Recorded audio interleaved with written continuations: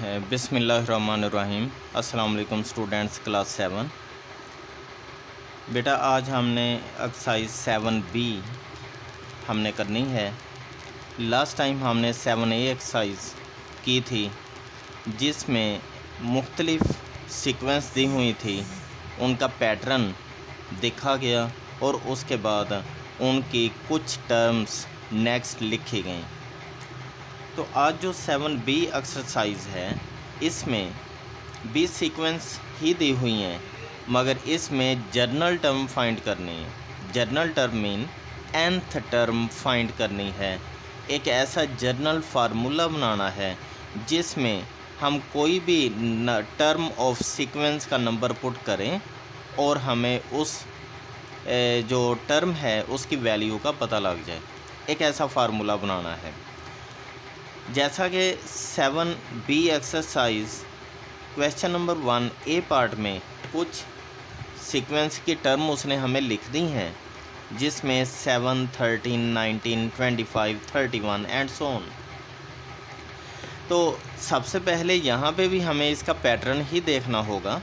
Pattern mean कि कौन सा नंबर इस सीक्वेंस में हर टर्म के अंदर ऐड होने के बाद नेक्स्ट टर्म हमें मिल जाती है, वो कौन सा नंबर है। या कोई नंबर माइनस होने से नेक्स्ट टर्म मिलती है, या मल्टीप्लिकेशन से, या डिवीज़न से।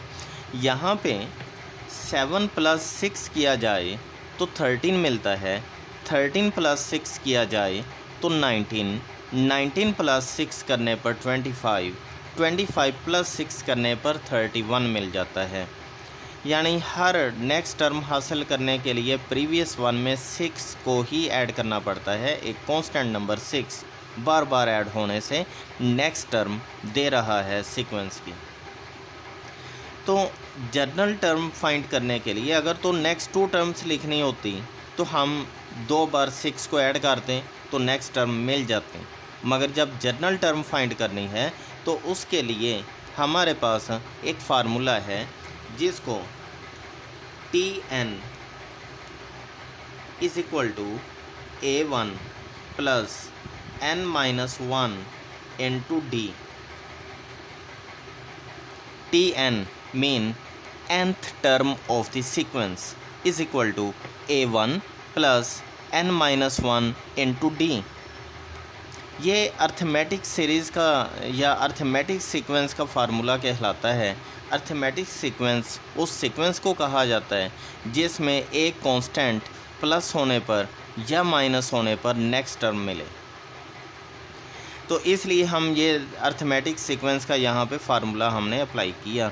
अब Tn nth term of the sequence is equal to A1 + n-1 × D। Mean A1 is the first term of the given sequence, n is the number of the term, and D is the common difference between 2 consecutive terms of the sequence। अब इस given sequence में A1 की value हमारे पास given है 7, D common difference between the 2 consecutive terms of the sequence are 13 - 7, answer is 6। D की value हमें 6 मिल चुकी है। ये दोनों इन्फॉर्मेशन गिवन फार्मूला में पुट कर दी जाएंगी। दोनों इन्फॉर्मेशन Tn के फार्मूला में पुट कर दी जाएंगी और ये फार्मूला अर्थमेटिक सीक्वेंस का सिर्फ़ और सिर्फ उस वक्त अप्लाई होना है जब एक कांस्टेंट वैल्यू तमाम टर्म्स में ऐड होती हो। जैसे यहाँ पे हर टर्म में 6 ऐड हो रहा है। अगर मल्टीप्लिकेशन के साथ सीक्वेंस है तो फिर ये फार्मूला अप्लाई नहीं होगा, फिर ज्योमेट्रिक सीरीज़ का फार्मूला अप्लाई होगा या कोई और फार्मूला अप्लाई हो सकेगा। अब यहाँ पे 2 वैल्यू हमें मिली। A1 first term of the given sequence, D is the common difference between the 2 consecutive terms of the sequence. इन दोनों इन्फॉर्मेशन को हम जर्नल फार्मूला में पुट कर देंगे। Tn = A1 की जगह पे, इस A1 की जगह पे 7 आ चुका है, प्लस n-1 ही रहा और D की जगह पे 6 आ चुका है। अब इस फार्मूला को सॉल्व कर लेना है ताकि इसको सिंपलीफाई करके लिखा जा सके। 7 प्लस 6, जब मैं इस ब्रैकेट को ख़त्म करके अंदर मल्टीप्लाई करूँगा तो पहले n से फिर 1 से मल्टीप्लाई होगा। 6n से मल्टीप्लाई होने पर जवाब आता है 6n minus 6 multiply by 1, answer मिला 6।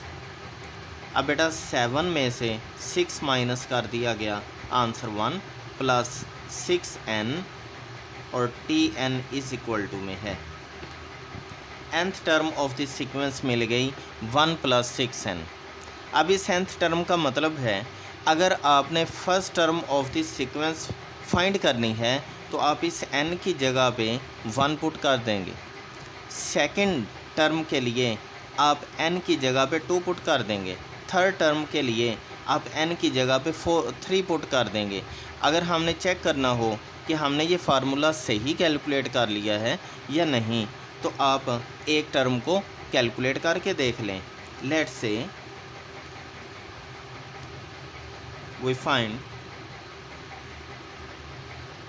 थर्ड टर्म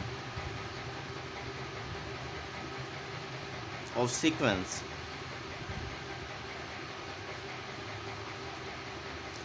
थर्ड टर्म के लिए मुझे n की जगह पर 3 पुट करना पड़ेगा और उसके जवाब में मुझे क्या मिलना चाहिए, third term of the sequence यानी कि 19। देखते हैं कि ये फार्मूला हमारी इस सिलसिले में हेल्प करता है या नहीं। t n की जगह पे 3 आ चुका है।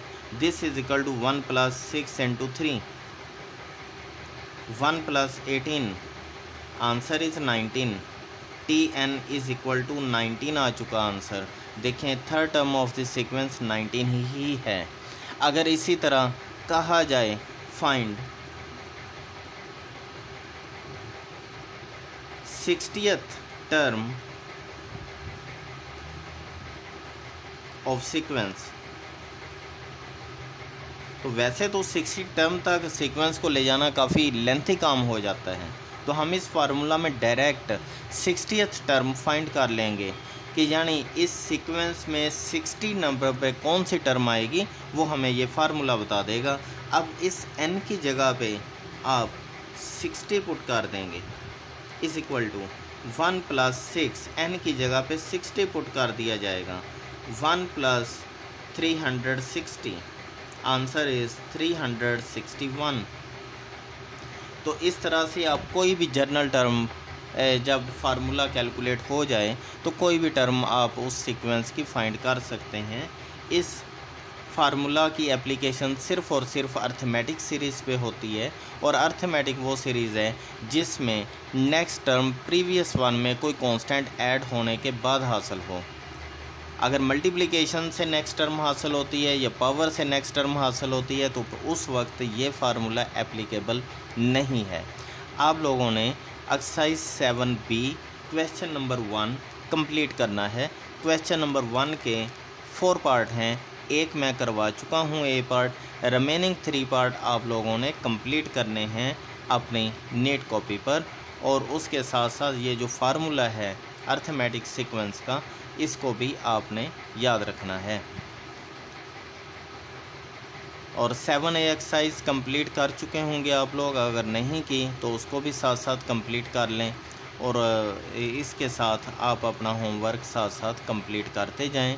अपना ख्याल रखिए। अल्लाह हाफिज़।